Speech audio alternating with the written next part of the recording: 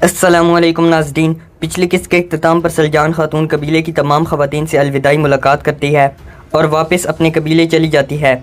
इस किस्त के आगाज़ में उस्मान और उसके सिपाहियों को एक बर्फ़ानी इलाके में अपने घोड़े दौड़ाते हुए दिखाया जाता है।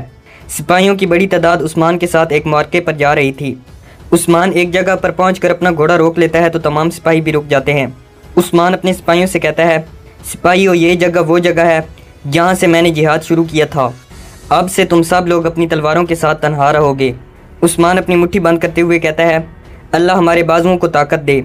फिर उस्मान अपने सीने पर हाथ मारते हुए कहता है, हमारे दिलों को शुजाअत नसीब हो।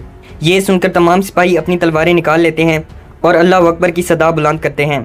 उस्मान एक तरफ जाते हुए कहता है, हमारी सदाएँ मैदानी जिहाद से लौटते वक्त फ़िज़ा को भर देंगी। अब हम यहाँ से आर्मीनी मकाम की तरफ बढ़ेंगे। उस्मान कहता है, हम रास्तों में घाते लगाएंगे और मुतफरिक ग्रोहों में तकसीम हो जाएंगे। आप सब लोगों को जिहाद मुबारक हो। ये सुनकर तमाम सिपाही तलवारें बुलंद करके अल्लाह अकबर का नारा लगाते हैं। इसके बाद उस्मान अपने घोड़े से नीचे उतरता है तो तमाम सिपाही भी अपने घोड़ों से नीचे आ जाते हैं।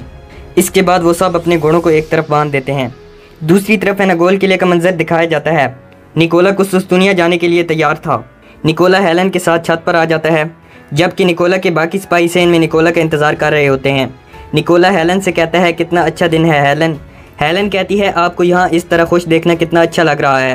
हालांकि पहले मैं ये समझ रही थी कि आप कुस्तुनिया जाते हुए घबराहट का शिकार हैं। ये सुनकर निकोला कहता है, अगर मैं ये खूबसूरत तोहफ़ा शहंशाह के पास ना लेकर जाता तो तुम्हारी बात ठीक होती कि मैं घबराया हुआ हूँ। हेलन पूछती है, वो खूबसूरत तोहफ़ा क्या है निकोला?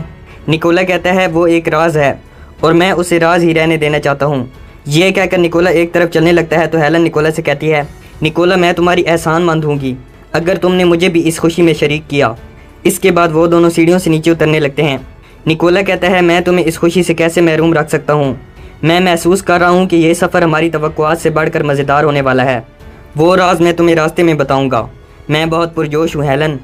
ये कहकर निकोला अपने घोड़े के पास आता है और फिर घोड़े पर सवार हो जाता है। हेलन और कुछ बाकी सिपाही भी अपने घोड़ों पर सवार होकर निकोला के पीछे चल पड़ते हैं। दूसरी तरफ हज़ल और लीना खातून सरदारी खेमे में बैठी थीं।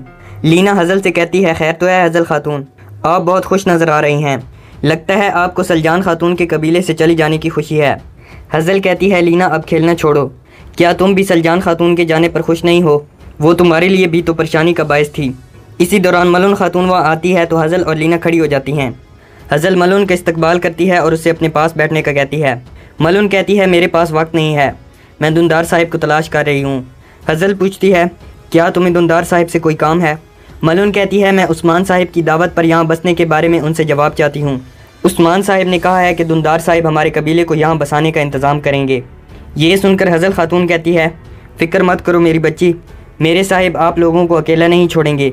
मलून कहती है, मुझे मालूम है, लेकिन पता नहीं क्यों जब से हमने उस्मान साहिब की दावत पर लब्बैक कहने का फ़ैसला किया, हम पहले से ज़्यादा मुसीबतों में आ गए हैं।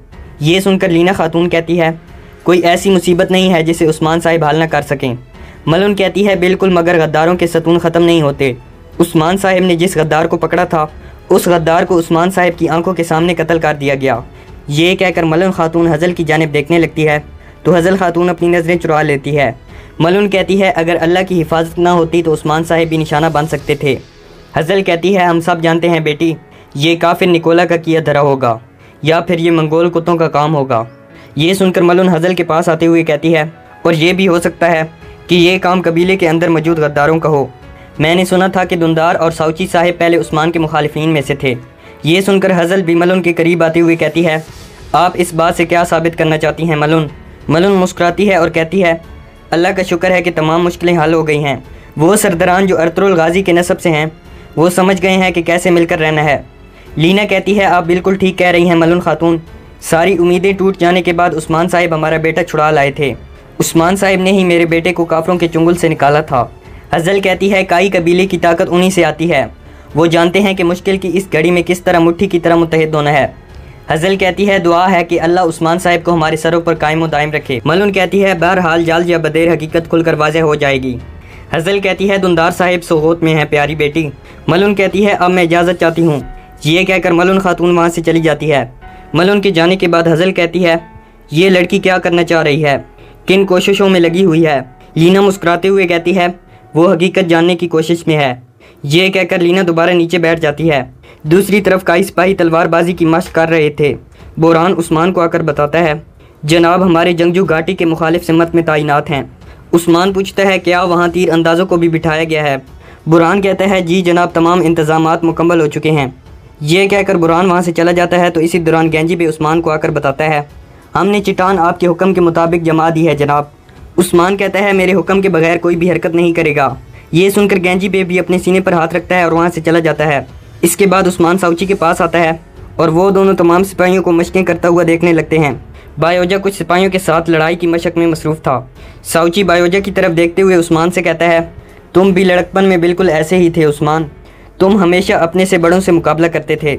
ये सुनकर उस्मान मुस्कुराता है और फिर कहता है, हमने बहादुरी भी अपने से बड़े भाइयों से सीखी है।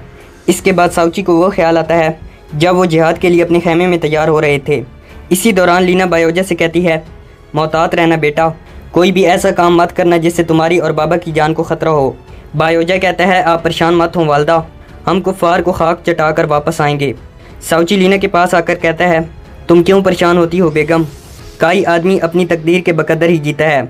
तुम जानती हो कि जिहाद हम पर फ़र्ज़ है और हमारे बेटे ने जिहाद बिल सैफ को जिहाद बिल कलम पर तरजीह दी है।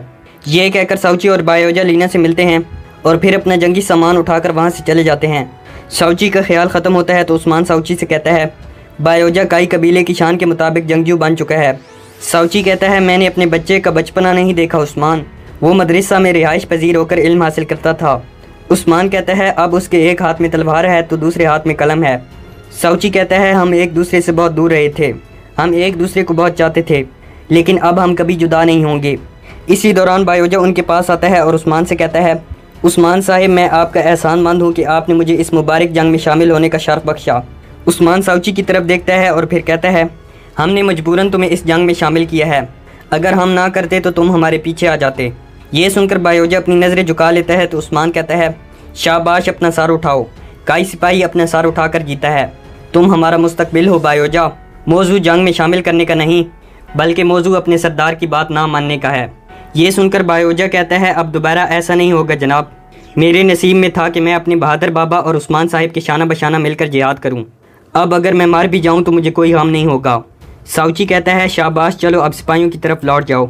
ये सुनकर बायोजा अपने सीने पर हाथ रखता है और फिर दोबारा सिपाहियों के साथ मशक करने लगता है।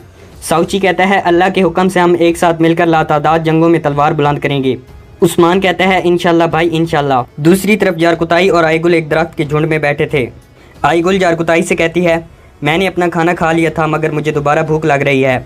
जारकुताई परेशान होते हुए कहता है, क्या तुम्हें फिर से भूख लग गई है? आईगुल हाँ में सारे लाती है तो जारकुताई अपने बैग से एक रोटी निकालते हुए कहता है, ये खाना पकड़ो, हमने जंग पर जाना है, इसीलिए वहाँ ताकत की भी ज़रूरत होगी। आईगुल खाना पकड़ते हुए पूछती है, क्या जारकुताई को भूख नहीं लगी? जारकुताई कहता है, जो जारकुताई के साथ हैं उन्हें भूखा नहीं रहना चाहिए और ख़ास तौर पर तुम्हें तो बिल्कुल भूखा नहीं रहना चाहिए आईगुल।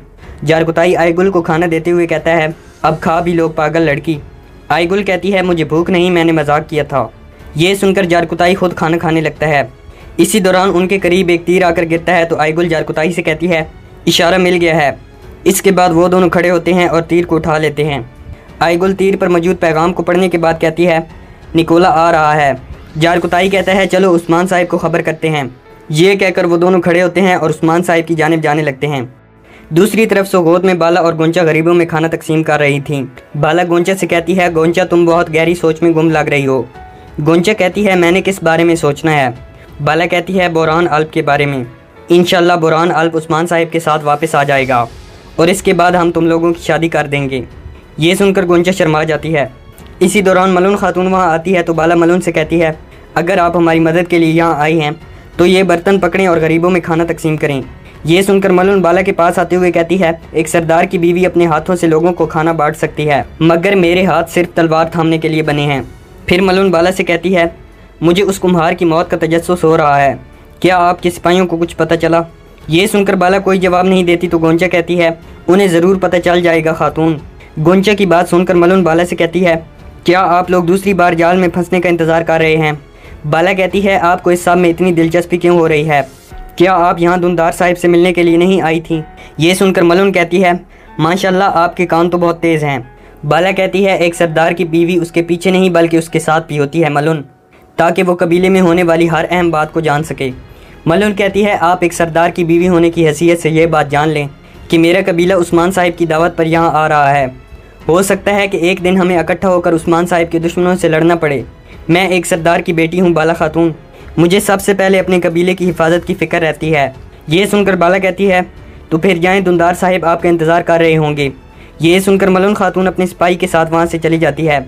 मलून के जाने के बाद बाला गोंचा से कहती है, ये खातून ज़रूर किसी चक्कर में है गोंचा, जहाँ कोई मसला होता है ये तफ्तीश करने फ़ौरन पहुँच जाती है, हमें इसकी हर हरकत पर नज़र रखनी होगी। बाला के इन्हीं अल्फाज के साथ इस एपिसोड का इख्तिताम हो जाता है।